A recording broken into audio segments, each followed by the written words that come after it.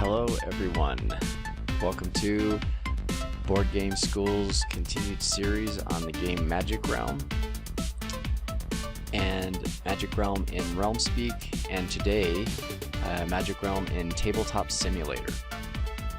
We're going to go through a playthrough, but it's also semi-tutorial in that I want to show how the game is manually set up, and because as you watch the playthrough it will be a jump from the automation that you're used to in Realmspeak. If you haven't played it manually before and you're only played Magic Realm through Realmspeak, you'll see the processes by which a solo game can be run and how the manual operation of the game is run and the order in which and how it is run.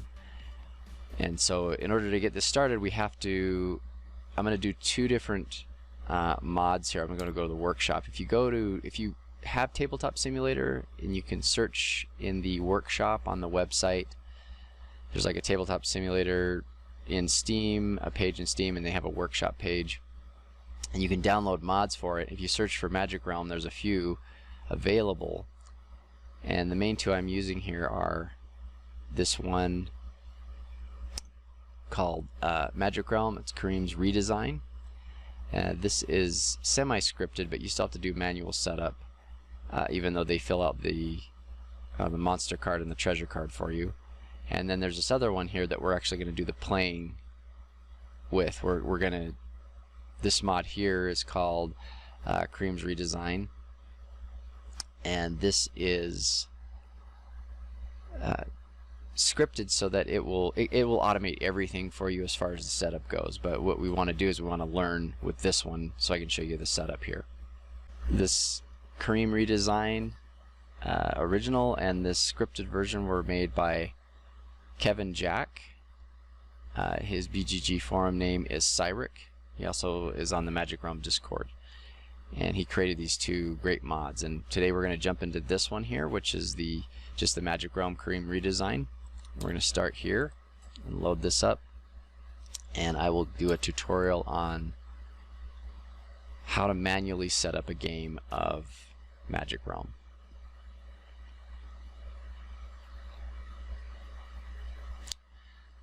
Alright, when we load in here, we have just a general table, and there are places for 10 players already set up, and you can see here it has the Karim design confrontation charts and character placement and this record of fate, which we won't use in this one, we're going to use in the other one. There's these reference cards, which are really wonderful, because before the reference cards you would basically have to read the rule book, have the rule book on hand, and refer to these charts. These tables is what they're called, and the reference for the die rolls on all the different things that you could do. So like when you're trying to locate a treasure site, here's the die rolls that would be the result. Here's the loot die rolls. If you're trading with denizens, there's all the way from the enemy, if they're your enemy, all the way up to ally, the results of the die rolls. And this is wonderful reference for a complex game like this, because it reduces the amount of time you're spending looking in the rule book for information.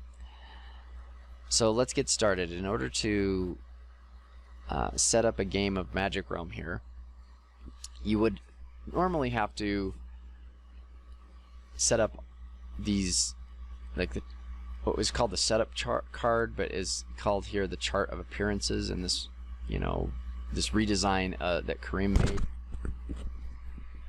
And there's also the chart of bounty, which is a place where you can get the treasure site items that you could find, like treasures, or when you learn spells, they're dealt out at the beginning of the game before you start playing the game, so that instead of random card draws, that any player that would go to any site and learn spells or find treasure, that's consistent across all the players instead of a random card draw. This makes it so that at the beginning of the game it's already determined where certain treasures are at certain locations. It keeps it consistent. There's a cool feel to it. The realm is alive and has locations for things. And this setup here is something that I think disincentivizes a lot of people from playing Magic Realm.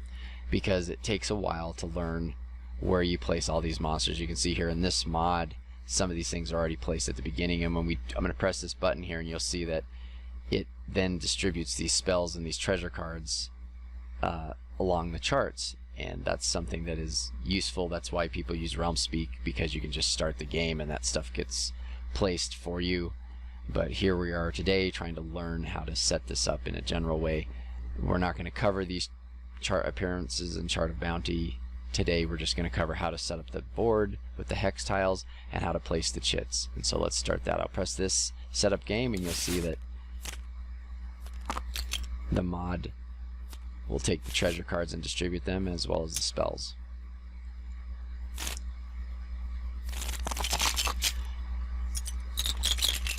You would read forum posts of people talking about the setup time it takes. Some people would say, oh, it's a half hour to 45 minutes to get all this set up, because you have to get all the pieces out of the boxes. And some people have made their own little,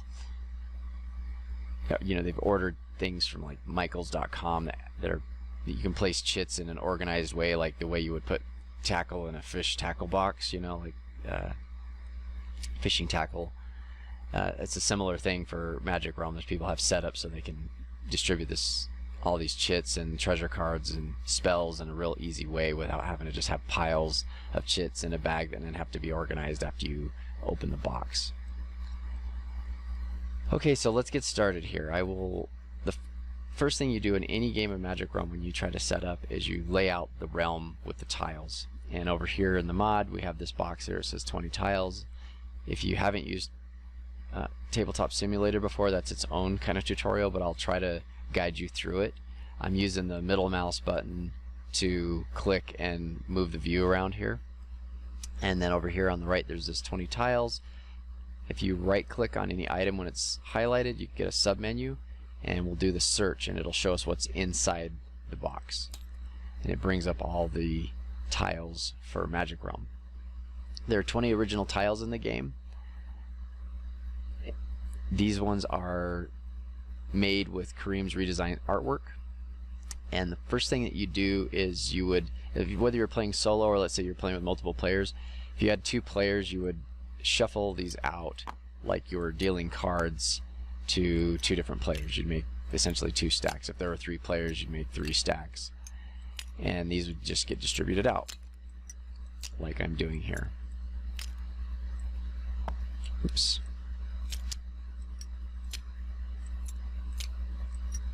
What you're doing eventually, after you get finished pulling these out, I'm just drag and dropping them onto the table here in these piles, is that one of the players gets this tile here, which is the borderland. And the borderland tile is the one you always start the setup with. It's always the one that you build everything out from the borderland.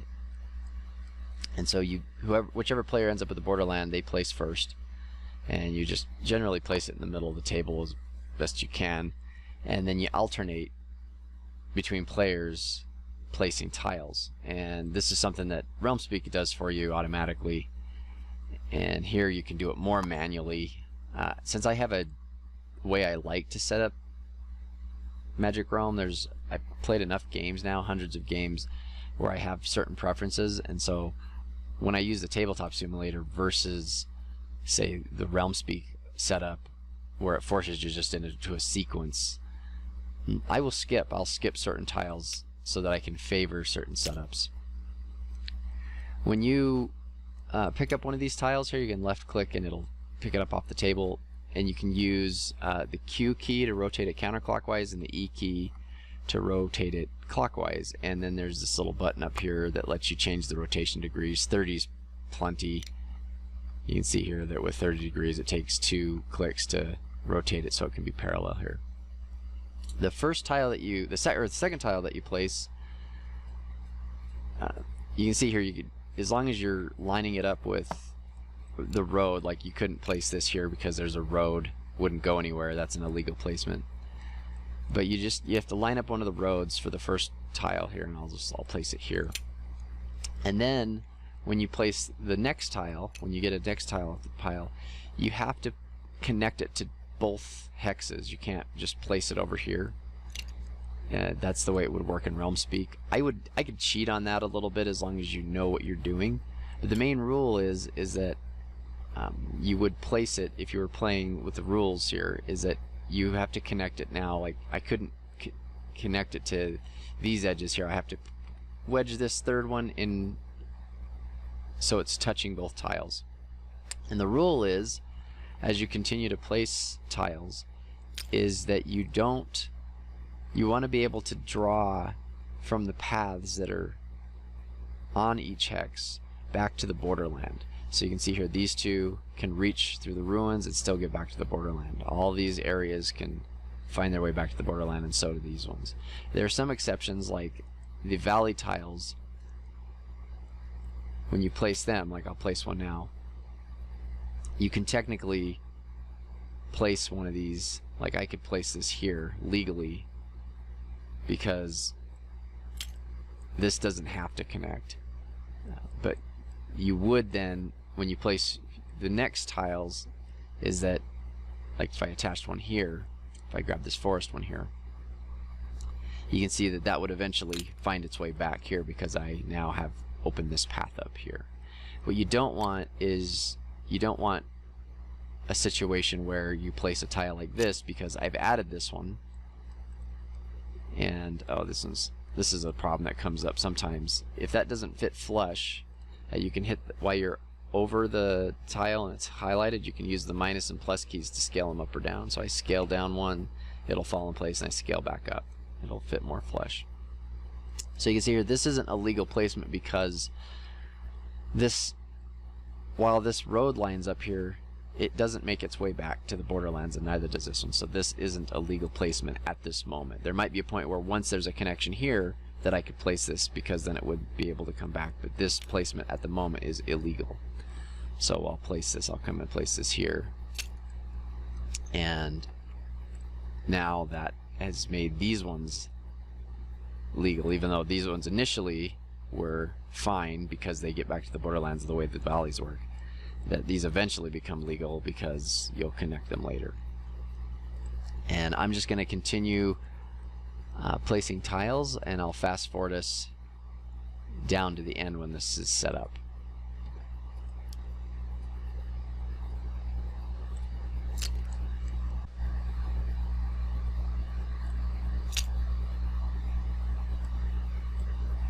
You see here, I've gotten about this far along here. If I'm running out of room on the table anywhere, you can drag select across all the tiles, and once they're all highlighted along the outside edge, you can pick it up and move it as one piece in case you need to readjust the placement.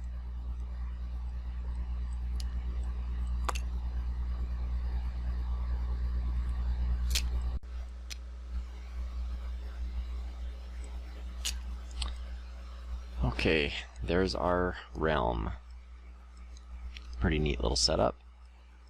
And now that we have our tiles all placed and we've checked that all of these paths can find their way back to the borderland, you know, with the exceptions of some of these, you know, like the valley tile like this is okay, that these two paths don't make it because the valley tiles and the woods tiles are an exception.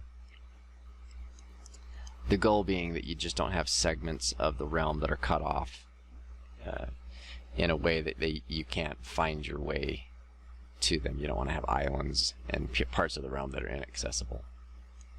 And so here we are with our setup, and then the first thing I'm going to do is, you can see here as I roll over them with the pointer that they'll highlight, and that just means I can pick them up. And what you'd want to do is you would drag across all of them, and then you hit this L key. It's a toggle for locking and unlocking, and this makes it so now when I place pieces on it, I'm not accidentally picking up the tile. I can just touch the pieces without worrying about picking up a tile and moving it around accidentally. Because there is a game mechanic in Magic Realm where you can enchant tiles that they need to flip, you have to remember the L is the toggle. So let's say if I want to enchant the nut woods here, if I hit the L while I'm over it, it unlocks it. Then I can hit the F to flip it, and then I can hit the L to lock it down again. And this is just one of the game mechanic slash features, and within Tabletop Simulator, that lock unlock using the L key is useful so that you can get at that feature. And it's locked down again. Okay, just a side note there. Now let's start doing the chit setup. That would be once you've laid out the tiles for the realm and everything's set up how you like. The next step would be to distribute chits onto the tiles before play. The thing that we have to notice here is that there are 4 different types of tiles, and they're valley tiles. As you can see here, here's a cursed valley. It says valley tile. And there are woods tiles. You can see they're just labeled woods. Here's oak woods. There are cave tiles. One of them is actually called caves. Here's one here that says caves. Here's a cave tile. And then there are mountain tiles, and here's one that says mountain, literally mountain.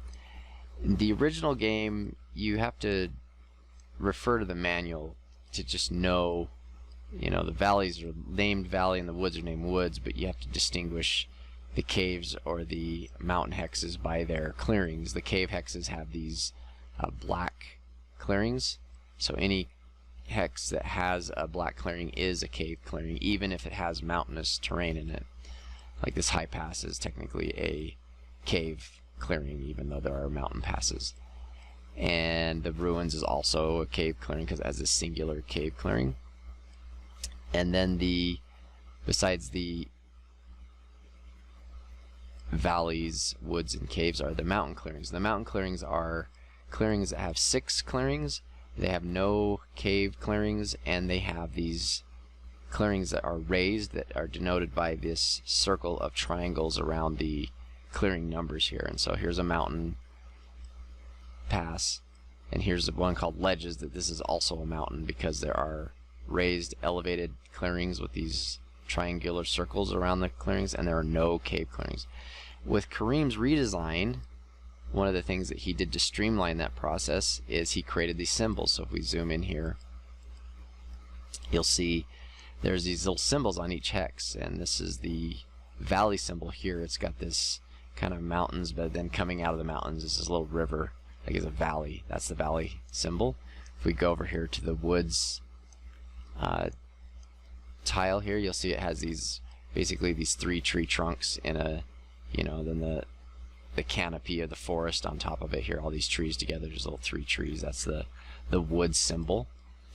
The caved tile hexes all have this, also this little mountain thing, but there's like openings here at the bottom that denote that it's a cave. And the mountain tile hexes have this, you'll see like 4 hills looking, peaks sticking up here, and those are these that denote the mountain clearings. The one that's an exception here is this one that is called Deep Woods, and it looks like a woods tile, but it has 6 clearings. There are no elevated clearings, but there are 6 clearings. This is one that is denoted as a mountain clearing for the sake of the chit distribution. It is technically a mountain clearing for the sake of distributing chits. So now that we've noted that, we start placing chits based on the types. And over here in the mod, there are these boxes that already are based on the symbols that I showed you. So you got the valley chits, the wood chits, 5 cave chits, and 5 mountain chits. And these are technically the if you're playing the box game, these are the yellow chits. Like you'll see the yellow site chits, and they, instead of symbols, they have, to represent their correlation with the hex tiles, is instead of the symbols they have letters. And so the valley chits will be yellows with certain descriptions on them, but they'll all have a letter V. So you'll take 5 of the letter V's and you put them together upside right, and you make, there'll be 5 of them you put in a group. And then the woods chits have yellows with descriptions on them, and they have W's, and you put those 5 wood chits in a group together. And then you have the cave chits, which are the descriptions with the C, that's the letter C versus these symbols, and the mountain ones are the letter M, and you put those together. And then you'll mix those together with the box set. You'll mix those up, you know, you put those in little groups of 5, and then you flip them over so you can't see the words. There's no symbol on the back, it's just the back of the chit, and you'll mix those up.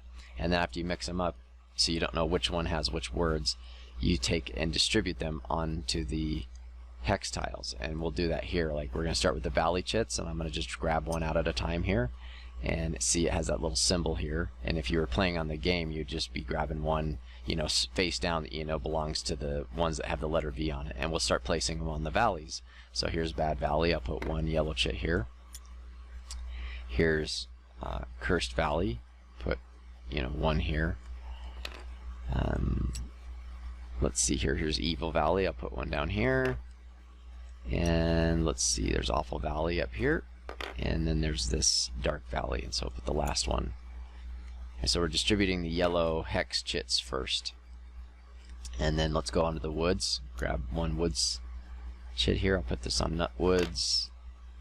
Oops, grab the whole box. Try to grab the top here. Oh. Pull out of it real quick here. And let's put one here on Linden Woods. So I can put this back in better here. Put one on Oak Woods. Oh, I don't know why that's being so grabby today. Let's quickly grab it. Put one on Maple Woods. And we'll put one on the Pine Woods.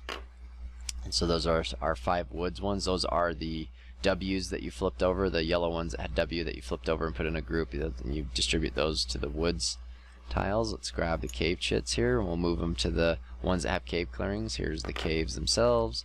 Let's pull one out here, put one on the high pass, because the high pass looks like a mountain, but it has these cave clearings, so it's technically part of the cave group. Let's put this one in the Borderlands. The Borderlands has 3 caves, so that makes it a cave hex. And then there's the Ruins, only has 1 cave, but it is a cave hex tile. And then the last one is the Cavern. Put one yellow chit there for that. These are the chits that have the letter C's on them that are flipped over. And you distribute to all the cave ones. And then finally the mountain ones. Let's put the one on the mountain. And there's the Crag, needs a yellow mountain chit. The Ledges,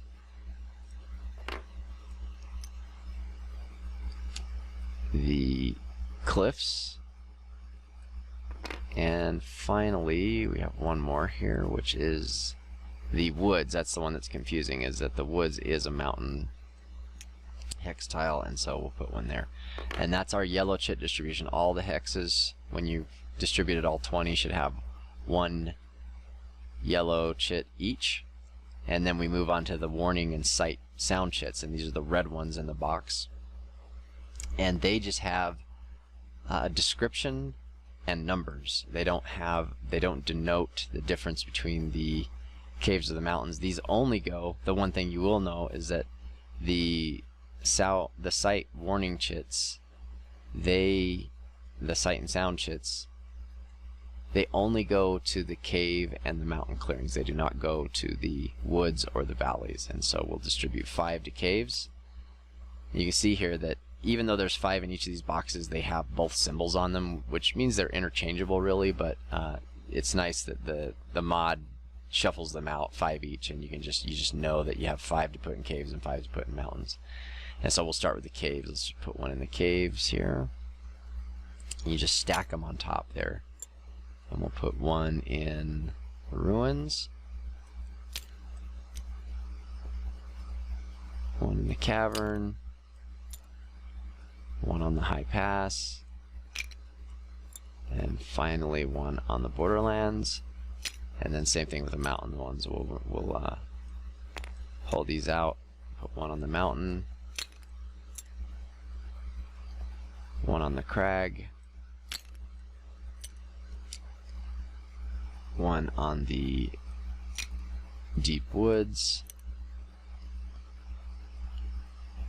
one on the cliffs, and then one more on the ledges here. And so this is how you do the chit distribution. There are 1 chit on every hex, and then 2 chits. There are another, each of the cave and mountain clearings has a second, which is its sight and warning sound chits, which are the red ones that only go on the mountains and the caves. And so now we've distributed our chits to the tiles correctly, and then before we can start playing, we still have to distribute the dwellings, which are these 4 buildings here, and the ghosts. And that process began by flipping the valley chits first. And the way that the mod works, or the way Karim's mod works, is that he added the what goes where on each one, and you'll see what I mean by that. Like, let's go up here to, we'll start with the cursed valley here, and we'll flip this one first, and you can see here it says stink in. And what would happen is usually when you flip this over in the box set, it won't tell you the in goes here. It just flips over. You'll see that the V for valley is there, and it'll say stink. It's just giving you this description, which is part of the fun of the Magic Realm chits here, is it's giving you a little bit of a narrative here. But with Karim's, it's telling us also what building goes here. So it's saying there's this stench, there's this stink going on, and we'll go get the in here and pull it up, and we would normally drop it on clearing 5 is where the dwellings go. But because the valleys can have clearings that don't connect with the rest of the board, if you have a clearing 5 that doesn't connect with the board, you would just move then to clearing 4, so the in would be here. And so that's our stink. Alright, probably because it's a bar, so there's a tavern that has stinky beers and smoky pipes and sweaty adventurers, people staying the night, and food cooking. It's just a big stench coming out of the inn here in the Cursed Valley.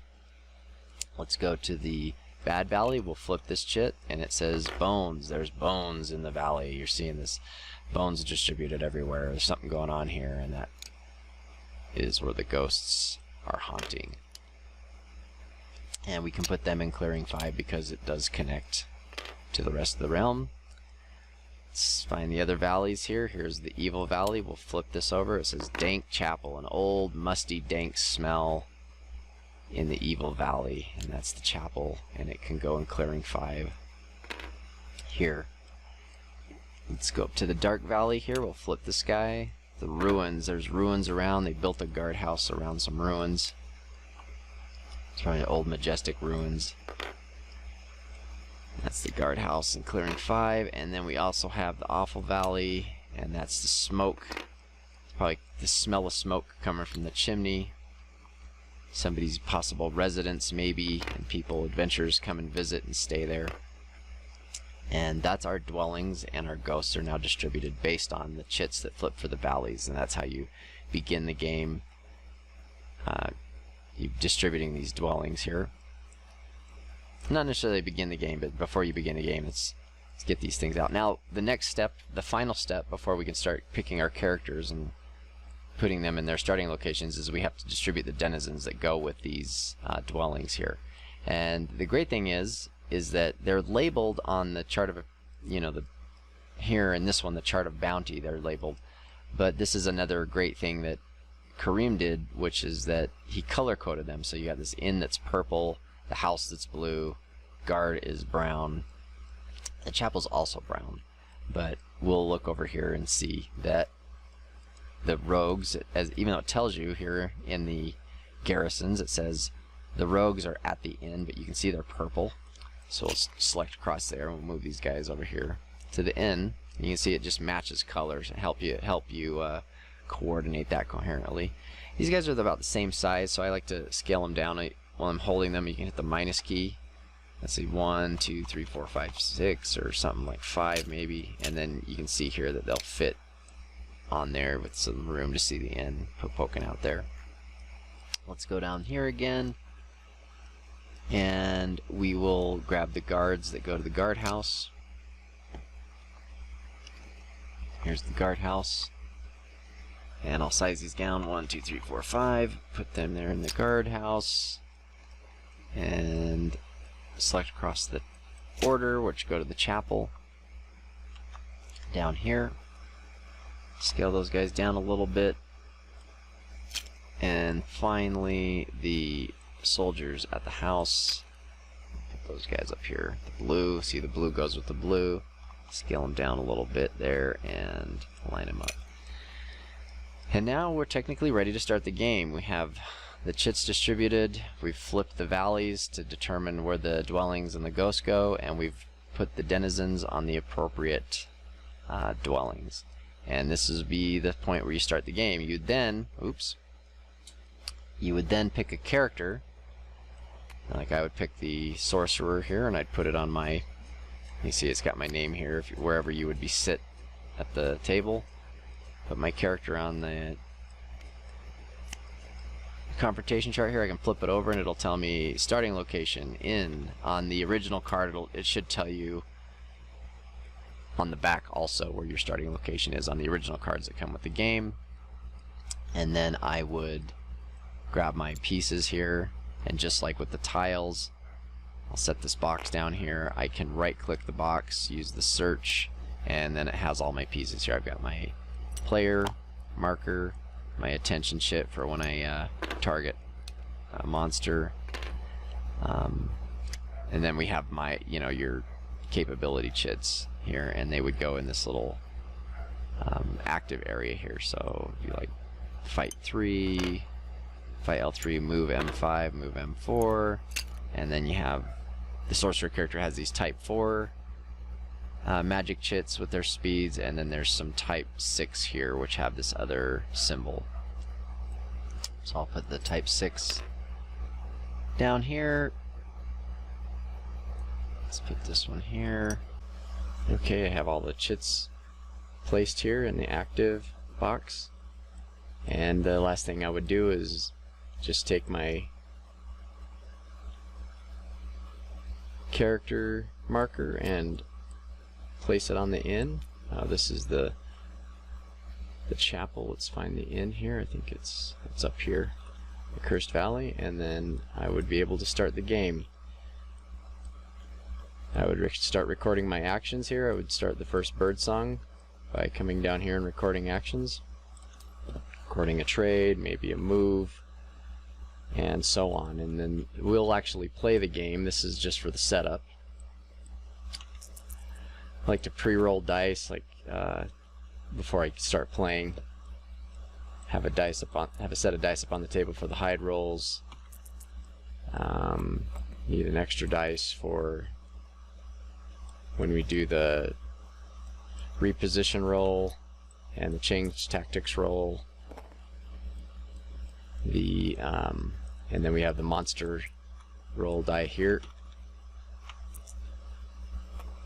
and then that would determine which monsters prowl for the day. So that's the setup of Magic Realm and TTS, and I'm going to wrap this video up, and then I will do a follow-up video to this one, which is starting with the other mod, which is scripted, and you'll see how that automates even this process in case you don't want to set up. But this video is mainly intended to show you how you would manually set up Magic Realm, and then we'll do the TTS solo playthrough as a follow-up shortly after this one.